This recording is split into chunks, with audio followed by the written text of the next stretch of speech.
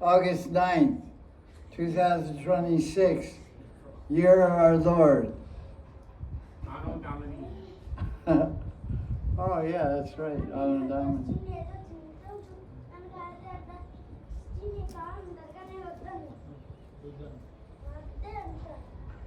Questions and answers. Anyone have a question? Anyone have an answer? Why are we here? Why am I suffering? Why am I married? Why am I single? Where's my wife? Where's my husband? I don't have the answer for these things. Hare Krishna. Be happy. That's our universal answer to every question. Because it's true. If you chant Hare Krishna, you will become happy. Happy Haris. Happy Hari. Ganapati, what are you thinking about, man? Except money. Besides money and babies.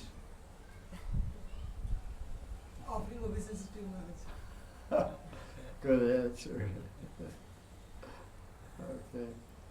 Okay. Good point. Okay.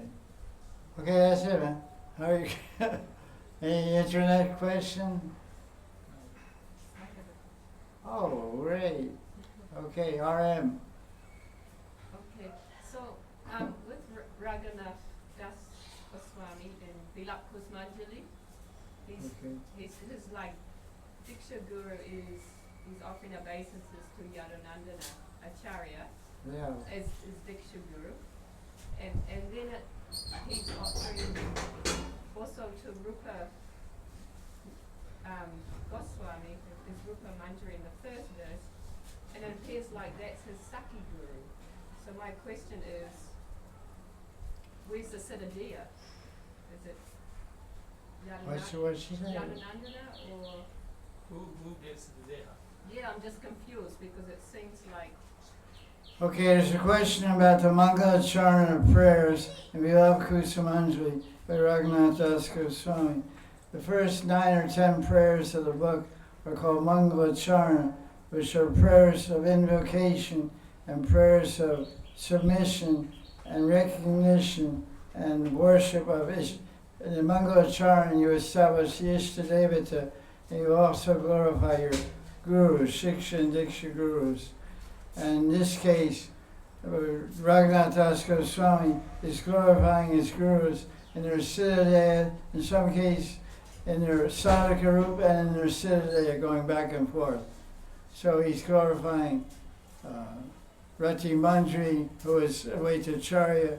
There's a prayer, there's Rati Manjari, and Rati Manjari, and so that becomes confusing because Radha Krishna Stivika says that Raghunath Das is Rati Manjari. So no one offers prayers to themselves. There's nowhere in the Goswami books where they're offering prayers. So in some lines of Vaita Parivar, they say that Rati Manjari is a Manjari form of Vaitacharya. Because Raghunath Das is initiated in Vaita Parivar, the family of Vaita Prabhu. The Yadunandana Acharya is initiated by Vaita Prabhu.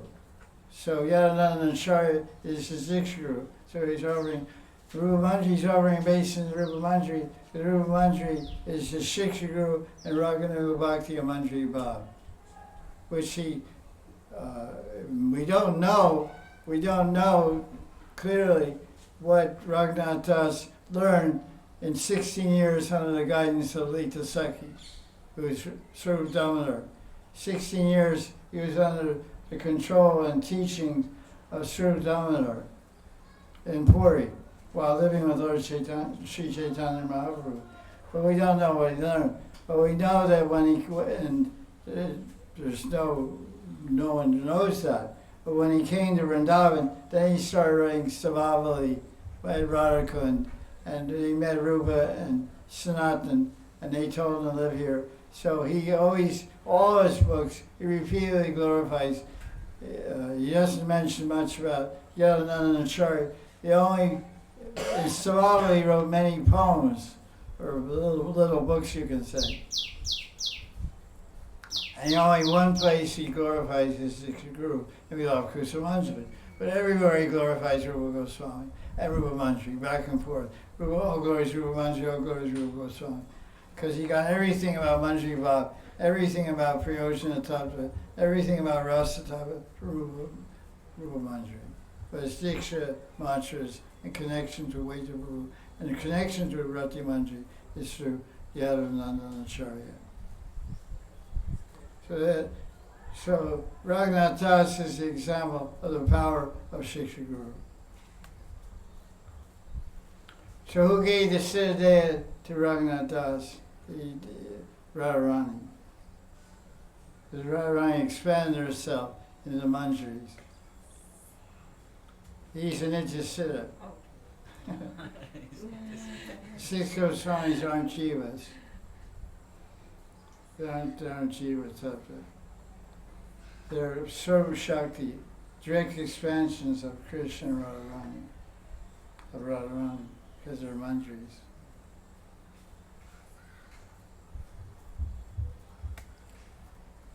Is that your question, answer, or what? Yeah, I think that clears it up pretty good. Okay. Yes, thank you. Yeah. Any other question?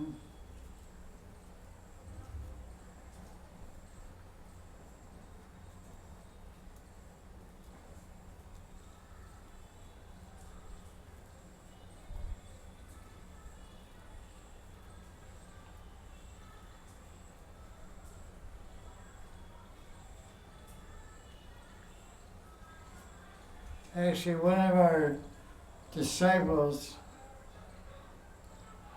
he said the reason that they took initiation from us, interesting reason, is they're very attached to Raghunath Das Goswami. They were reading the books of Raghunath Das Goswami, and they're attached to him. So they were trying to find some line of devotees that was directly connected to Raghunath Das Goswami. So they came to Vrindavan. They met devotees. Most devotees here are in Nityananda Parivar. Nityananda Parivar, Gadadhara Parivar, Narottam Parivar. And they asked him what is their connection to Raghunath Das. He said he's our Shiksha Guru and Rag Marg, etc. And then they came here and they asked and they said, well, Raghunath Das is in a way to Parivar. I said, really? I said, yeah. They said, okay, I'll initiation you. So it wasn't so much interest in us. They want some kind of, in their mind and heart, more direct connection with Raghunath Das. So I said, okay, that's an interesting way to come to the way to Bhagavan. Just side point is all. Because, you remind me of that, Yadananacharya and all that stuff.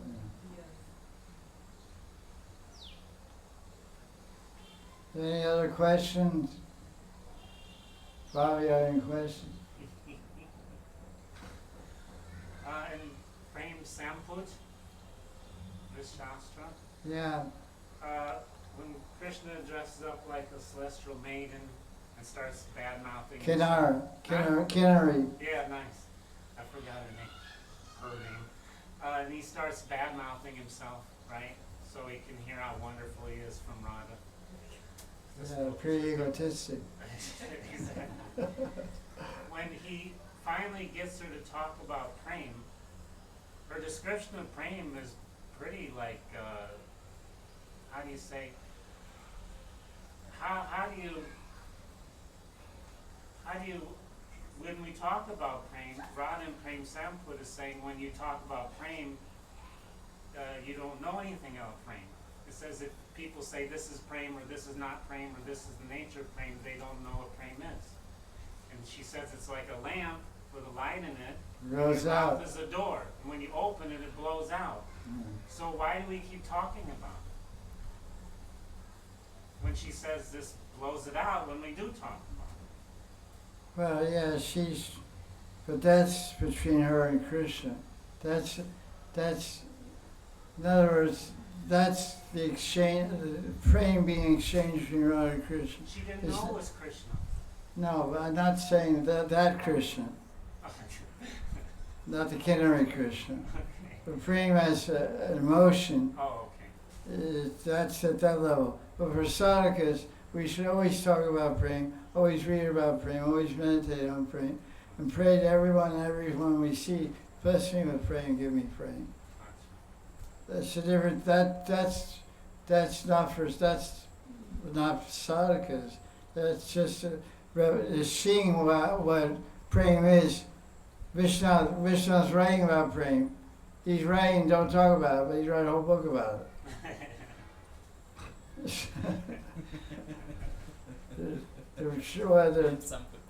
Sampu means jewel box. Jewel box. Sampu means a jewel box, a jewelry box of praying, full of jewels of praying. So he's writing all about it, whole drama about it, to teach it because it's a whole tattva, and the 6 Goswamis wrote about praying.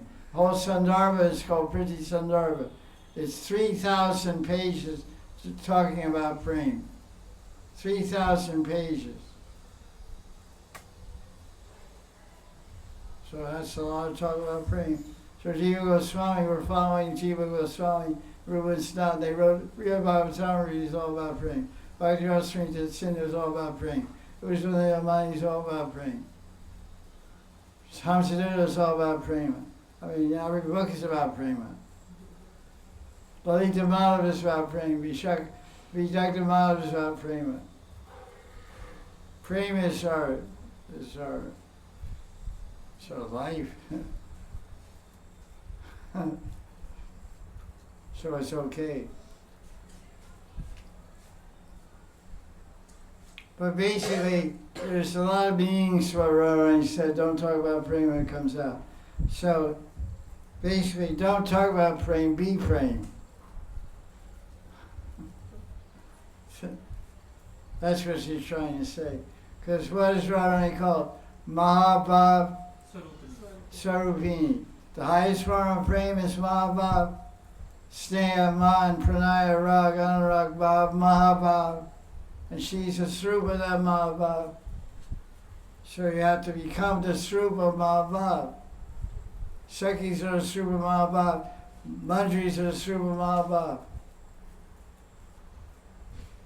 So don't talk about praying. Well, praying will go out. Be that praying.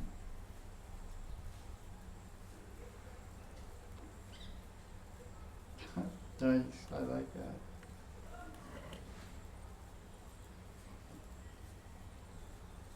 Any question? Yeah. And that you talking about prem in Sandarbha previous class, you said that still it can be some contamination in, even if the person has prem, but still can have some contamination. So how and does it affect, like, can people lost his prem then if he has contamination and somehow Well, we discussed all that. I think I should review it because you didn't catch the whole thing. yeah. So the question is asked about praying. Jiva Goswami is making the point that someone can have praying, but there can still be some murchita kashaya, or what was the other one? Nirduta kashaya. But these, this type of, when you think of contamination, when you say, so you're asking a question, how can they have praying, have some contamination? But it's contamination, it's just, he's using the word contamination, it just means they haven't got their siddha yet, basically. They're about to get their siddha. So he cited the example of Bharat. Bharat had prema, but he had some nirduta kasaya. He had some prabdha karma who had made him compassionate for a deer. So then the commentary and an explanation of that fifth canto of Bhagavatam, Jiva Goswami says the deer was Krishna. He became attracted to the deer because Krishna took the form. So these aren't contaminations that we know of contamination. They're just trying to show by these different three levels of prema that you have to get everything out. If you attain one of these three levels of prema, you're going to have darshan and attain siddhya now in this birth or the next birth. Basically, that's what it's saying. So there's no lust, no greed, no envy, no pride. All these kind of low-class contaminations are not there at all on any of the three levels of prema. That you should understand. Because you're saying, how can they have contamination? It's just something in their prabdha karma. There's some compassion. Compassion is called contamination, although it's a sattvic quality. It's a sattvic quality. It's a good thing. It's not contamination, but you're directing your compassion towards the living entity and diminishing your bhakti. But if one is absorbed in prema, as ekanta, he's fully fixed, he won't get distracted, won't stop his worship. Bharat stopped his worship of Krishna and directed his worship towards the deer. That was the problem. Because of that little bit of kasaya, a little bit of dirt, a little bit of lack of refinement of his frame. I mean, Jiva Goswami is a great scholar, so he's just splitting hairs and splitting hairs and splitting hairs. So it's basically, he's saying Savadan, be careful. Prem is, it's a razor's edge. You have prem, you may miss it, may miss going there in this life. You have prem, you may take another birth like Bharat. Took two more. But Jamil, what was his example?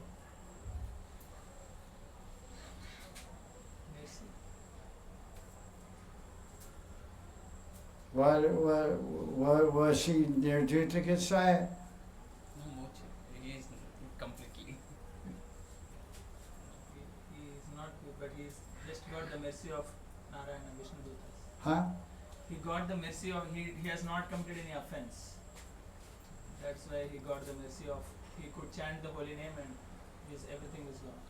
Yeah, he got, he when he saw the Yamadutas, he got liberated. He didn't have prem yet. Yeah. He got free from all his sins, all his contamination, and he still went there and left the prostitute, and all renounced and went to hard work. Yeah. He wasn't living in hard work. He was living in where? Near Kanyakucha, or what do you call it? Near Kanpur. Near Kanpur. Kanyakucha was the whole name of that place. He went to Hardware, it's also in UP, and he chanted Nam and got prem and got a siddhya and went to the spiritual world, Vaikunta. So you got to see it was like Narada Muni type of thing. So does that answer your question? It's just a very fine examination of different states of consciousness, because these personalities in the Bhagavatam try to understand the difference between Narada and Shukadev and Bharat, and so Jiva Goswami is going deep into it and just describing all these categories. I mean, wow! It's like it's. Basically, you can't really worry about all that stuff. It's it's very detailed, but it shows that these are all different levels of perfection. He's talking about Bhakti Siddha. So there's Siddha, almost 99% Siddha, 100% siddha, 88% siddha. It just shows the hierarchy and the depth of consciousness and even prema. You think you attain the perfection if you have, you get nishtha. You think you've gone steady in bhakti. You think you attain perfection, but still you have to go further. Ruchi and bhava and asakti and bhava. Krame. Bhava Sindhu. Sagar.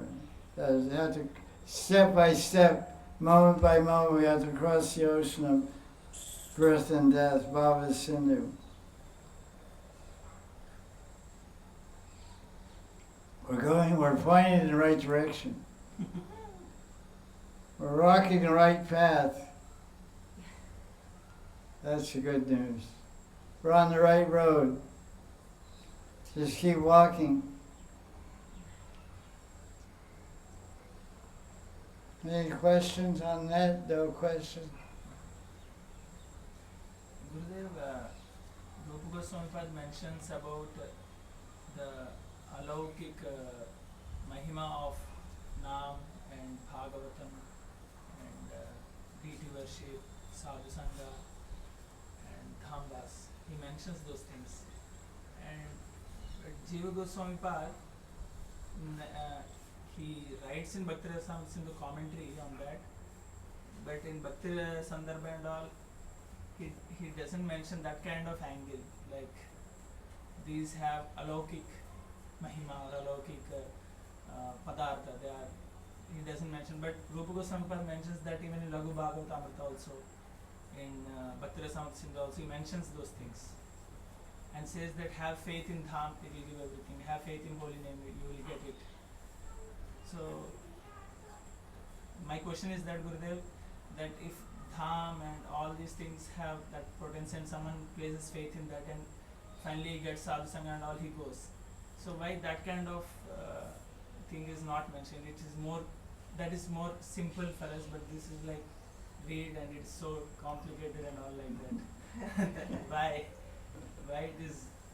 That's why Krishna, so the question is asked that Rupa Goswami in Bhakti Rasamrita Sindhu, Laghu Bhagavatamrita seems to extend the compassionate nature of bhakti and the accessibility and all-encompassing blessings and mercy of bhakti and different practices of bhakti like Dhamvas and Nam Bhajan, Puja, etc. and highlight the extraordinary power, Duradhuta. It's called Duradhuta, extraordinary, inconceivable power, amazing power of different limbs of bhakti. And they seem to be glossed over in Sandarbhas by Jiva Goswami. He doesn't bring this point out much, or at all. So why the difference? Is that what you're asking? Yeah, and that seems more encouraging, and this is like...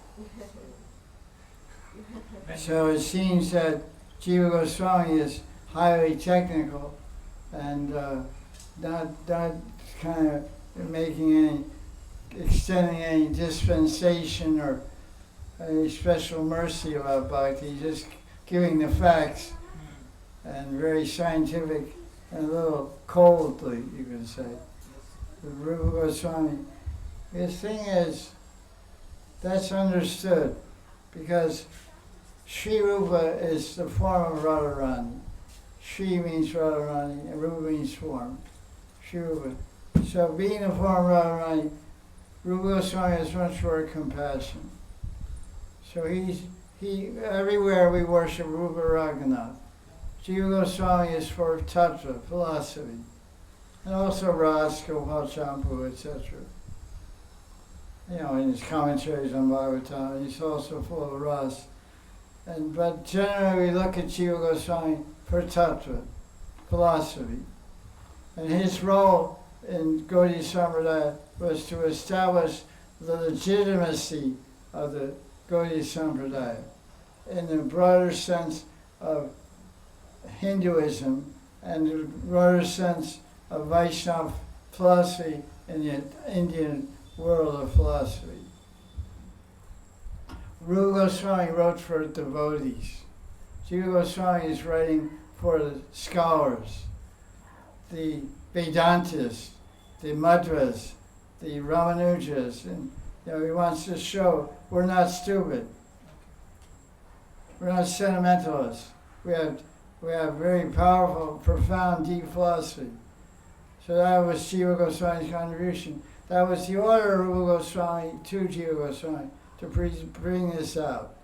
Because all the rust and everything was already covered by Rupa and Raghunath. Jiva Goswami wrote after them. After they wrote all the books, he said, and Rupa Goswami gave him a specific order to establish the siddhanta. He became the Acharya for the Gaudiya Sampradaya, is Jiva Goswami. After Rupa and Raghunath, the Acharya, the Tattva Acharya for the entire Gaudiya Sampradaya is Jiva Goswami. So he has to write the laws, the law books, the strong law books. Son Goswami wrote Hari Bhakti Vilas with Gopal Bhatta Goswami's input and research, extensive research. Jiva Goswami established the siddhanta and to debate with Vedantists and everything is using the Bhagavatam, he established the truth. So Rupa Goswami, he's touching the heart of devotees. He's not writing for scholars. He's writing for devotees. So he's quoting different Puranas and books like that. Bhagavatam also. Because what is Krishna's Kaviraj? Krishna's Kaviraj is summarizing all the Goswami books in Chaitanya Charitamrita. And every end of every chapter, what does he say? He was a contemporary of Jiva Goswami, but he's not saying, my goal of life is Jiva Goswami. He's saying Rupa Raghunath. What's the whole thing?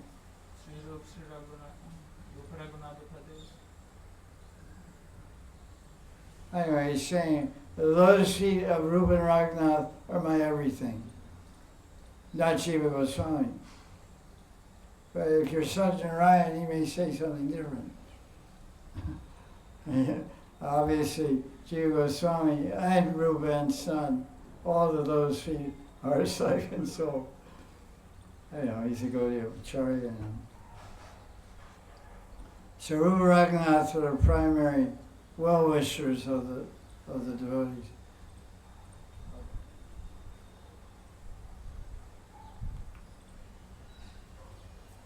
How many devotees dive into the Sandarbhas? Not too many.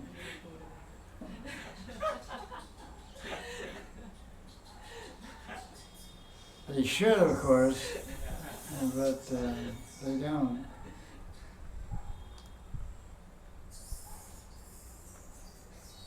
Yeah, Baba, I'm with you. Go ahead. I can say this about this. It's related to the four types of people that come to Krishna. There's four different types. Yeah, miserable. So the Goswamis covered all those four types, so no one is left out. Now I can say as a recovering intellectual, mind you, that an intellectual has just... Humble one also. No, recovering. Wait a second. An intellectual has... Humble recovery intellectual. So wait a second, let me finish. Yeah, you got your foot in your mouth, you better get it out fast. Okay, I'll wait. I got all day. So, Okay. a recovering intellectual, right? Okay. They have just as much difficulty on the ease and the mercy as someone who appreciates the mercy has on the intellectual stuff. Yeah, that's because good, their huh? intellect is working too much. Oh, so it can't be that easy, right? So then they have to work out all this crazy mechanism to get to the same point. Yeah. So they have a hard time with the Babe and Radha Kunda once and you get praying. Yeah, That's hard for them to swallow. yeah, me too. So, so there's something for everyone. So don't worry about if one of the other three categories doesn't suit your taste. Yeah, okay. It changes also. Yes, that's true. Sometimes you recover. Okay.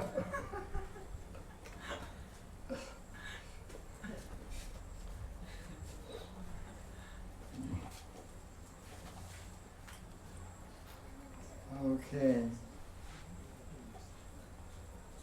Any other questions?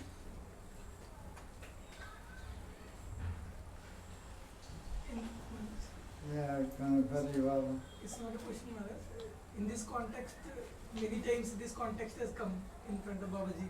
So then he says, when someone takes a bhakti easily, we think that something happened magic, but we don't know his past. Some Shastra conclusions might have been very firm, means he might have already studied also. We cannot deny the fact that he has not studied the Shastra. There is a lifetime he might have kept in studying the Shastra. How do you start that? How do you start? What do you say begin with? I didn't hear the beginning. He Yeah. If somebody is saying that becomes this kind of discussion bhakti. came many times in front of His Holiness Satyanarayana Das Babaji Maharaj. Huh. So the way Satyanarayana Das Babaji Maharaj answered is that someone came to bhakti or having faith in those simple statements and started continuing bhakti. It doesn't deny that he has not studied Shastra. He might have studied Shastra in his previous lives. He might have got all these conclusions deep rooted in his heart. In his heart. He got Sambandha Gyan in his last life, so now he's ready for Abhideya, to practice the sadhana. I don't need to know why to practice, I want to know how to practice. Yes. Yes. So he That's answers sadhana. like that, like Arunika and Praktana, like that stuff. Yeah, I don't care about that, why, I mean, why to practice. I want how to make an offering. Nice point. Jaya Jaya Radhe, Jaya Jaya Shyam, Jaya Jaya Sri Vrindavan. Anything else?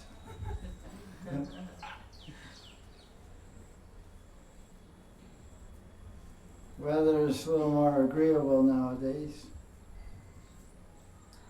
Humidity's adjusted, wind's blowing, rains on the rains in the wings, waiting to come on center stage.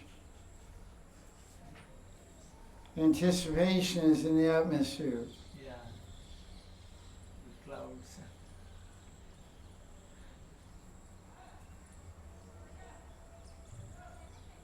Okay. Jai Jai Sri Radhe.